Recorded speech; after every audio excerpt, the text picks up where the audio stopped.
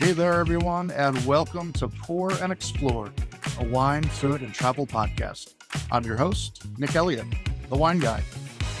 I'd love to be your go-to guide for all things wine, food, and the amazing places they take us. Here on Pour and Explore, we'll sip, savor, and wander through the exciting world of wine, discuss incredible cuisines, and uncover the stories behind unforgettable destinations. Each week, I'll bring you lively conversations with wine experts, chefs, travel pros, and fellow enthusiasts. We'll share practical tips, hilarious tales, and plenty of inspiration to fuel your next adventure. So grab a glass, pull up a chair, and join me as we pour, explore, and celebrate the good life. Let's dive in. All right, hey friends, and welcome back to Pour and Explore, the podcast where we sip, savor, and get a little wanderlusty together. I'm your host, Nick Elliott, sommelier travel enthusiast, and your personal host on this wine journey that I love so much. Today's episode is one of those conversations that feels like kismet to me. I'm joined today by someone whose passion for travel, wine, and curating once-in-a-lifetime experiences is absolutely contagious. Gail Sherman is the founder of Wine Lovers Travel, and I am thrilled to be co-hosting a very special trip with her next March, and we're going to call it the Swirl Through Australia tour. I'm so excited. It's going to be happening in the second half of March 2026. But before we dive into the juicy details of, kangaroos, Tasmanian sparkling wine, and wild seafood cruises, hint, hint, hint, these are some of the fun things that we're going to be doing. We are going to have so many fun experiences, and let me tell you why this episode and this trip matter so much. You see, there are wine trips, and then there are wine lovers travel trips. Gail has spent over a decade building a business that defies cookie cutter itineraries and canned tourist stops. Her trips are meticulously curated down to the last sip, the last sunset, and the last toast at a candlelit winery dinner. She blends personal experience with deep industry connections and a massive dose of heart into everything that she plans. I'm really excited to be talking with her today. And I love working with Gail. And that's why I knew that this trip to Australia with her, we share the same philosophy. Travel should be immersive, it should be intentional, it should be inspiring, and it should introduce you to local culture, in my estimation, through the lens of food and wine. And it should surprise you. Travel should surprise you. You should be getting up every day excited about walking out of the hotel, walking out of your Airbnb and saying, wow, I'm going to get to do this thing today. It should be a little magical. In this episode, you're going to hear how Gail has turned her passion for wine and travel into a wildly successful business after leaving the corporate world behind.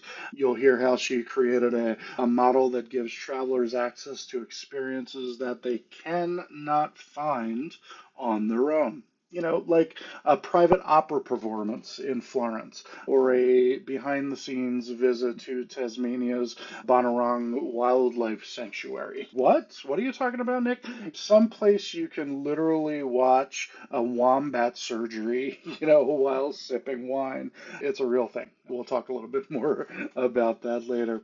You're going to get the inside scoop on this tour that we're planning. I can't stress it enough. I'm really excited about this one. We're going to be sparkling wines in Tasmania, the gourmet food scene in Melbourne, beautiful vineyards in Yarra Valley, and that seafood cruise that absolutely redefines fresh. This trip is small, it's exclusive, it's packed with unforgettable experiences for curious sippers and seasoned explorers alike. It's really going to be awesome.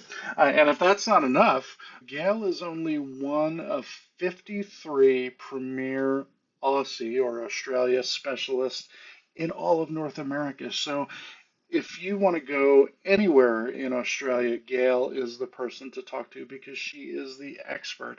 And that's why I am hitching my star to her because, she really knows what she's doing. The back roads, the parks, the wineries, everything like a local. And she's also so much fun to talk to, which you're going to be understanding in a minute. So buckle up. Pour yourself something delicious and get ready to swirl, sip, and dream with us. And when you're done listening, don't wait. Head to my website and read a little bit more about your spot on this unforgettable tour. Now, let's jump in to the conversation with the one and only Gail Sherman. Okay. All right, Gail, thank you so very much for being on Pour and Explore. Welcome. Thank you. I'm glad to be here, Nick. Absolutely, absolutely. So I talked a ton about you at the top of the show, so we're just going to dive right in. I need to know what inspired you to blend your love of wine and travel into a business. Well, I would have to say that I hit a certain point in my life where I got tired of doing what was expected of me, which was to work in the corporate world and, slay dragons. And in my case, it was selling software. I've loved travel for as long as I could remember, from when I was a little girl and wanted to be what was then known as a stewardess. And it never seemed practical to work in travel. And then I hit a point where I said, you know what, if I don't do this now, I'm never going to. And that point was in 2013. And so I decided that I also needed a niche. And I do enjoy wine and food. And when you travel, it's really nice to get a sense of the local culture and the people and the lifestyle by drinking the wine and tasting the food. So I thought, well, that's going to be my niche, wine and travel. Fantastic. Yeah, obviously two things that are very, very close to my heart. Do you remember, what was it, a moment on a trip that you were taking that you decided that, okay, this is what I'm going to do? Do you recall that particular moment? Well, I don't know if it was on a trip. Actually, what I remember was that I was determined to work in the travel industry. And on New Year's Day of 2013, I did something I'd never done in my life. I wrote down a New Year's resolution. Oh. And I wrote, I'm going to get a job in the travel industry. And I immediately decided to use my networking skills. As I said, I'd been in sales. So I networked with anybody and everybody I could think of who either worked in travel or knew travel. And it took about 6 months. And ultimately, I got a job with American Express Global Business Travel. That started me off. I quickly learned that business travel and leisure travel are two very different animals. And actually, selling business travel wasn't a whole lot different than selling the software that I used to sell. But it gave me the language, it gave me the culture. I got involved in trade organizations. And then about 4 years later, I had an opportunity to get into leisure travel. And it just so happened that the job that I actually created with a company that wasn't quite sure what they were looking for, it was to sell wine travel, but specifically wine cruises. So that's how I got my feet wet. Again, something that's near and dear to my heart. Absolutely.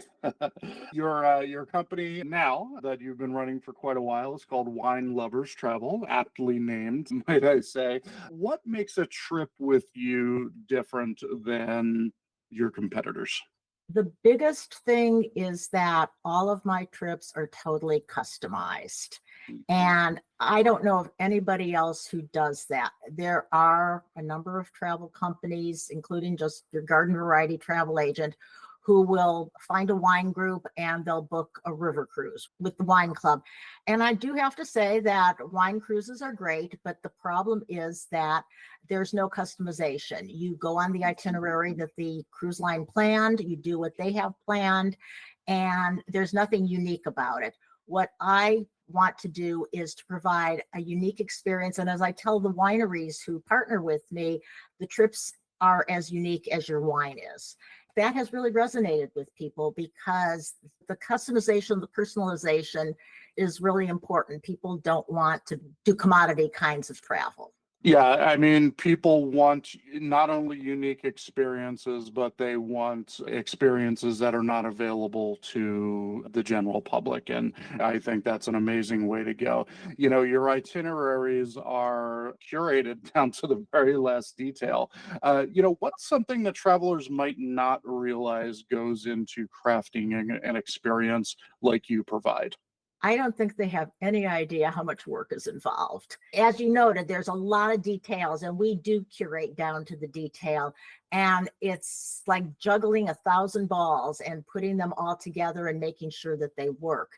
And some people like to travel independently and they say, oh, I can do that by myself. And I say to them, then go ahead and do that. First of all, maybe you could. You'll probably spend dozens or hundreds of hours. I also have access to people and places and experiences that the average person wouldn't have or wouldn't even know to look for. So you can't find something if you don't know what it is that you're looking for. And so I do things like that. As an example, I had a group in Tuscany last year, and part of the trip was in Florence, and we made arrangements to do a private opera performance in Santa Croce, which is a historic building. It was adjacent to the Santa Croce church.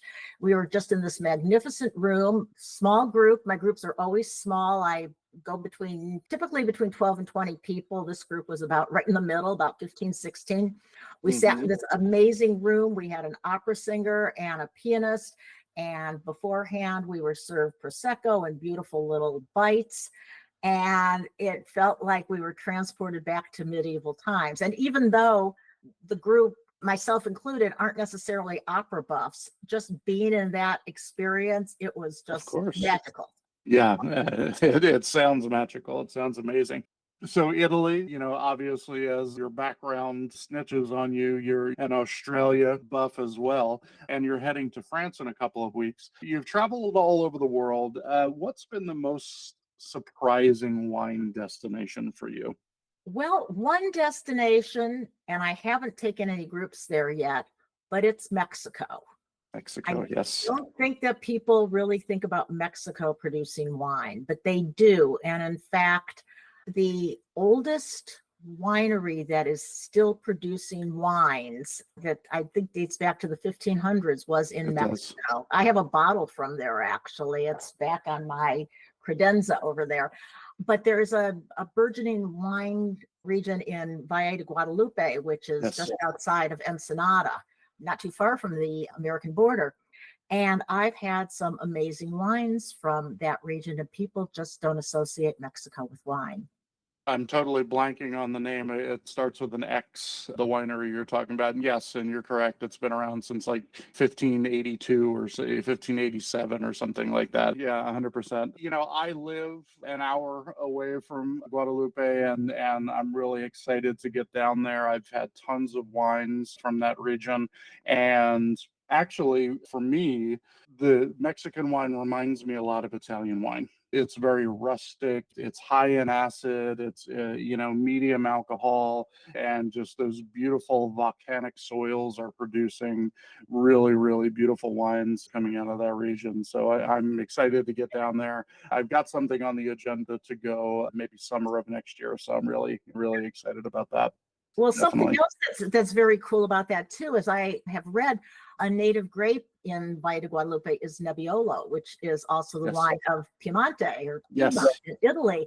And people just don't know that. So you're right. It does share a lot of characteristics with the Old World wine. But New World wines, for your listeners, if they don't know, basically North America and Australia and South Africa are all considered New World versus Europe, which is Old World. There are different winemaking styles. And if you were to drink a Nebbiolo from Valle de Guadalupe versus a Nebbiolo from Piedmont, if all else being the same, this wines would still taste different because of the winemaking style, the terroir, and everything else. It's really fascinating to me. I talk a lot about New World versus Old World on this show, and you're 100% right. just launched a couple of weeks ago was my episode on terroir, where I talk about that exact thing. You can have the same grape from different regions all over the world. They're growing Syrah, for example, pretty much everywhere nowadays. And Syrah from California is going to taste different than Syrah from Mexico, Syrah from Australia, and all of that stuff. So the land, the winemaking practices, the air, the water is all going to make the wine taste different. And Absolutely. that's what's so fascinating about wine. I just can't get over it. Absolutely. All right. Well, speaking of Australia, you and I are planning this amazing trip to Australia in March of 2026.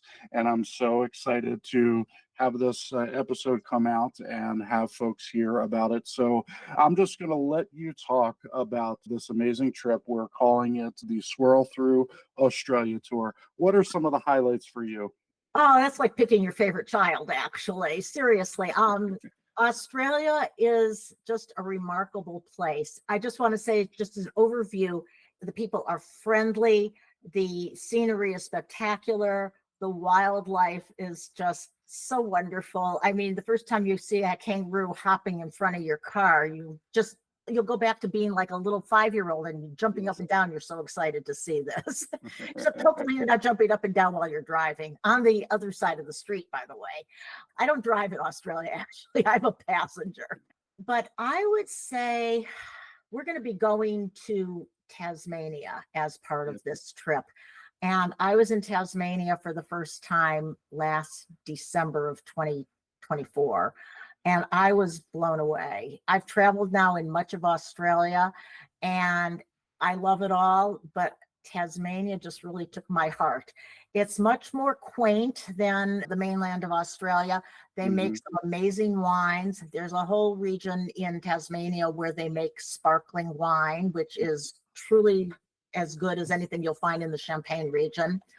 I loved one of the wildlife sanctuaries there called Bonarong. Bonarong is the wildlife park. And Bonarong is the coolest place because what they do is they have a hospital there for injured animals. And so not only do you get to go there and see animals in a fairly natural habitat, but you can actually watch in the hospital. And if you happen to be there when they're doing surgery on a wombat or a kangaroo or what have you, you can watch and you get a chance to feed the animals. One thing I learned about Tasmania, though, there are no koala in Tasmania. So if you want to see koala, you have to go to the mainland, but we will be, Nick. So don't worry about that. We'll see our koala.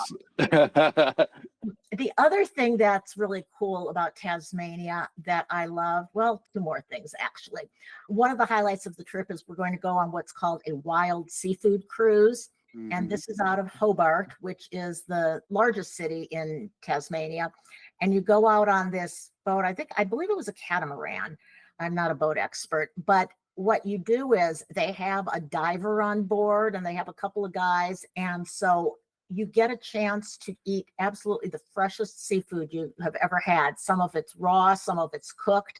And once we get out far enough, the diver goes into the water and he brings up whatever he finds, which are often sea urchin. They were like sea snails, actually. They look like, your escargot, except they're about the size of a tennis ball. And they have this kitchen on board. I call it a kitchen, not a galley, because it's as nice as anybody's, stainless steel kitchen that you would have. And they have guys on board, and they were guys in this case, and they cook seafood in every way. And it's a small group, so you're not crowded by a bunch of other people. And you go to a salmon farm, and salmon are not indigenous, but they've caught salmon and they do breed them there. So you get to have fresh salmon, fresh oysters. The oysters, if you like oysters, they're the best of the world. It's just really, really fun. And of course, they serve wine and beer. And you're out there for about half a day, and it was really fun. Another thing that was really cool that I love is now it's Marilla. And Marilla has both a museum and a winery. And the museum is called MONA, which stands for the Museum of Old and New Arts. And if you think, oh, what a snoozer to go to a museum, you haven't been to this museum. The gentleman who founded it, whose name is, I'm not remembering right now, but he was a math genius. He's from Tasmania. And he figured out how to count cards. And so he went into casinos, and until he got kicked out, he made so much money. I mean, more money than you could ever imagine. And I guess he was an art aficionado. So he started collecting this very eclectic art. Very little of it you would know the names of the artists, but everything from paintings to sculptures to videos to interactive stuff. And he decided to build a museum there because that part of Tasmania, I don't know if you would say it was poverty, but people certainly, there was a downturn in the economy, and he wanted to give back to where he had grown up. And so he built this really cool museum, and adjacent to the museum is a winery that was going down the tubes. And ironically, the person who owned the winery went bankrupt because he had a gambling problem. So the irony, one guy builds this because he made all this money gambling. The other guy lost it because he obviously didn't know how to count cards. But anyhow, you go to this, and we're going to go both to the museum and the winery and have lunch there. And in Marilla, they make really lovely wines. And just the whole experience, it's like something that you'll always remember because there's nothing like it in the world. I love the fact that you chose, Tasmania as a highlight. That's absolutely going to be a highlight for me as well. I'm really, really excited about going to Hobart and seeing Tasmania. And I love the fact that you've touched on some of the other things, that we're going to be doing as well. This is not, your grandma's wine tour, where we're just bouncing around from winery to winery to winery. We are really going to see the culture and meet the people of Australia. And I was really excited about that being part of this excursion, not only for us, but for our guests as well.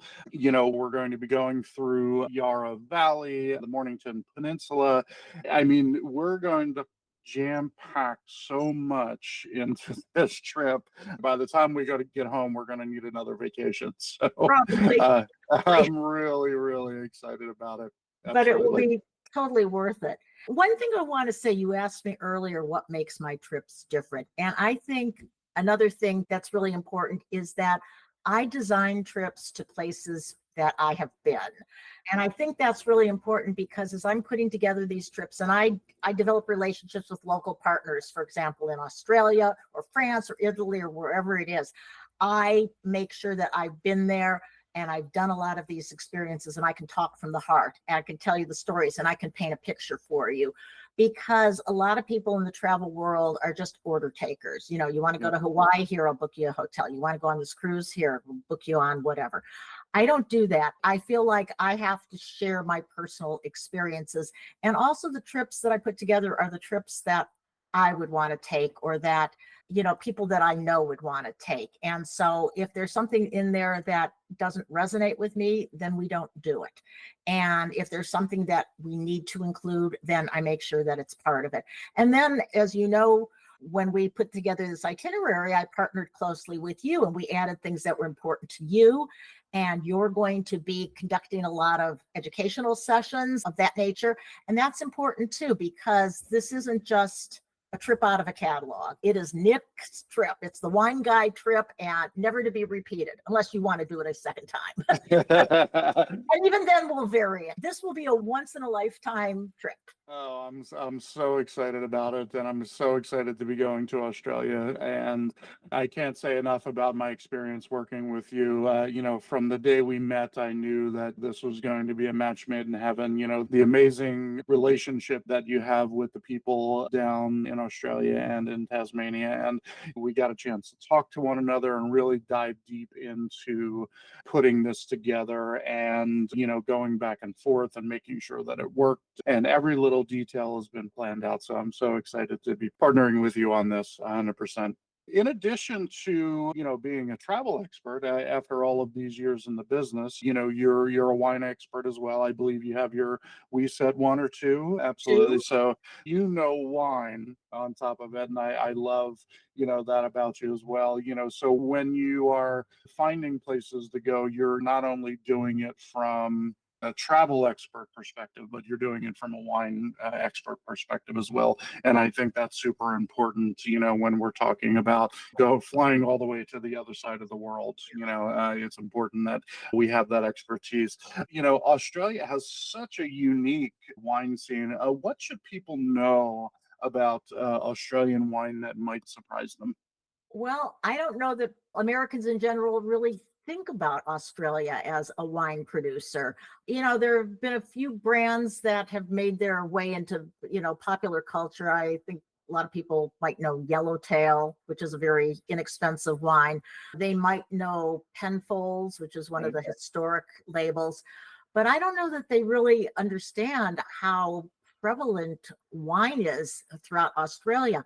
The main wine producing region is South Australia, and that's where you can find the Shiraz, or what we know as Syrah. And sometimes they're starting to call it Syrah, which is interesting, but mostly it's Shiraz. I don't think that people think of Australia as being a place where they make sparkling wine.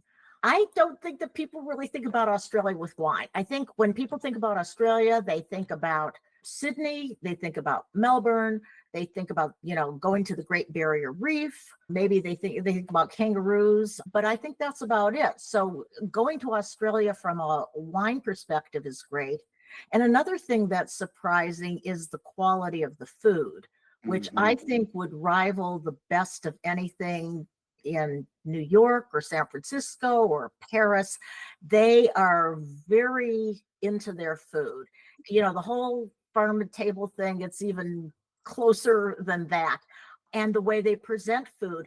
I was at the airport in Melbourne last year coming home, and I hadn't had a chance to eat breakfast before the long flight home. And I went into the airport cafe and ordered some eggs and toast. I mean, that's no big deal. The way they presented it was just beautiful on the plate. I mean, I took a picture of it, and they take their food seriously. They take their coffee very seriously. Coffee is a huge deal. I know people think of Australia and beer, but coffee is huge there. And there might be a handful of Starbucks, but nobody goes to them. They're all independent coffee shops, and they pride themselves on their coffee. Yeah, the food scene, from what I've heard in Sydney and Melbourne, are just absolutely out of this world. And as you said, rival some of the other, great large cities around our country, Paris, Milan, etc. And Adelaide in South Australia. I even understand there's a thriving food scene at Perth as well. So there's a lot of really amazing things that we're going to see on the trip. And I would also point out, if anyone who's listening is interested in coming on the tour, all of the links are absolutely going to be in the show notes. So, make sure you're checking that out. Reach out to Gail and get more information. Reach out to me and get more information. You can hit me up on my website as well. But, what I love to do when I do these tours is I love to stay either a little chunk of time before or a little chunk of time after as well, so we can travel around on our own. Now we're going to be flying into Sydney, so doing, a few days in Sydney before we start the tour would be a lot of fun. I definitely want to do that. My wife and I are probably going to stay a few days on the back end before we head back to the States. So that is always an option with a tour like that. And Gail would be happy to talk a little bit more about extending your stay after our tour. Is there anything else that you think we missed about the Swirl Through Australia tour? Anything else you want to let the listeners know about? I think we've covered the high points. I sort of want to expand on what you just said with before and after, because, Australia is a huge country. It's about the land size of the United States. Not quite, but almost. And it almost is, generally speaking, sort of shaped like the United States. Yep. So from one end to the other, it's like going from, New York to Los Angeles. And if you are going to extend, there's more than one wine region not too far from Sydney. One is called the Hunter Valley, which makes some lovely wines. There's also some smaller regions. One's called Orange. It's up in the mountains near there. Probably not as great of wines as you'll find in the places that we're going, but there's beautiful scenery. The other thing, and boy, I would love to do this, and I have to admit I have not been there, but if anybody wants to take a trip and go west to Perth, now actually I have been in Perth, and Perth is just a lovely, lovely city. And there is an area just outside of Perth called Swan Valley, which makes mostly whites, as I recall. But if you go about 3 hours south, and you tell Nick or me you want to do this, we will be on it to go to Margaret River. And Margaret River, I've had their wines. They are the main producer of Cabernets in Australia, and just incredible wines. I think one of the brands that you'll see sometimes in the US is called Lewin, Leuwin, I believe, but there's lots more. And Western Australia is quite a surprise. It's very isolated from the rest of the country. I mean, the closest other place you would go would be like Bali or Singapore. I mean, you're that far out. And then, of course, South Australia. We're not going to be able to hit on that on this trip, but South Australia, which is names you may have heard like Barossa Valley, McLaren Vale, they make some really nice wines, and it's beautiful as well. So I could go on and on about Australia. I was so excited when I started my company. I started studying Australia. I became a Aussie specialist with Tourism Australia, which is their tourist board. And as a result, I studied more and got more people there. And I am one of only 53 premier Aussie specialists in all of North America. And I'm very proud of that. So I'm proud that I'm promoting this wonderful, wonderful country. And I'm really happy that you're doing it with me, Nick. And I just can't wait. You should be proud, and I'm excited to be a part of it and to be working on this trip with you. Thank you so very, very much. All right, let's jump into our lightning round. I did my first lightning round a couple weeks ago. Just a fun rapid fire way to wrap things up. If you could plan a wine trip for your younger self, where would you go and why? I might go to the country of Georgia, which is apparently the birthplace of wine. It's a little challenging because of all the political upheaval in the world, but I think it would be fascinating. I couldn't agree more. Absolutely. What's always in your carry-on when you're heading on a wine trip? Wine bags, so I can bring home wine with me. Yeah. Seriously. What else is with me? My headset, my Kindle, my computer, change of clothes. That's a good idea. Medicines. All right. And finish this sentence for me, Gail. Wine travel should always feel like blank. Magic. Fantastic. Well, you heard it from Gail Sherman, everyone. Wine travel should feel and absolutely feels like magic. Gail, thank you so much for being on the show. It was a pleasure talking with you, and I'm so excited about the Swirl Through Australia tour with you. March of 2026, everybody. Put it on your calendar. Thank you so much. And there you have it, guys. My incredible chat with Gail Sherman from Wine Lovers Travel. Isn't she just a total force of nature? She's absolutely wonderful, and I'm so lucky to be partnering with her on what will hopefully not be our last trip together. So, from the vineyards of Tuscany to seafood cruises in Tasmania, Gail really does curate experiences that aren't just memorable, they are transformational. And I really, really hope you will look her up. You're going to find her information down the bottom there in the show notes. So please head on over there and check her out. The Swirl Through Australia tour is shaping up to be the most immersive, delicious, and downright magical trip that I've ever been a part of. And I mean that from the bottom of my heart. This is not your average group tour. It's personal, it's bespoke, it's overflowing with wine, food, culture, wildlife, and of course, meaningful connection, which is what I'm always striving for. And it's being co hosted by yours truly. That's me. What we're going to be talking about during the trip is sparkling wine in Tasmania, feeding kangaroos at a wildlife rescue park, exclusive vineyard tastings in Yarra, Mornington Peninsula.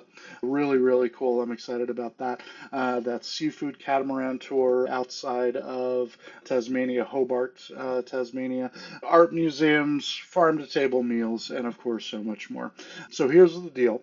This tour does have a limited amount of guests, so if it's something that you're interested in, you want to get over to the website right now. Go to thewineguy.vin, thewineguy.vin, and check it out. There's a direct link to Gail's website there, and she will be able to get you all of the information that you need to reserve your spot before it's gone.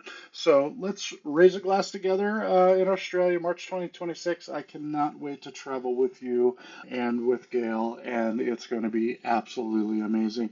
If you enjoyed this episode, don't forget to subscribe, hit that follow button, leave a review, and if you would share it with a fellow wine lover or travel buddy, I would be eternally grateful. Until next time, everybody, let's head down under and keep wondering and keep wondering. Take care, everybody. Thank you so much for tuning into this episode of Pour and Explore. I'd love to hear your thoughts, your stories, and your questions, so you can drop me a line at cheers@thewineguy.vin. That's cheers@thewineguy.vin. Or let's connect on TikTok, Instagram, or Facebook. Grab those links on my website at thewineguy.vin. Until next time, let's keep wondering and wandering.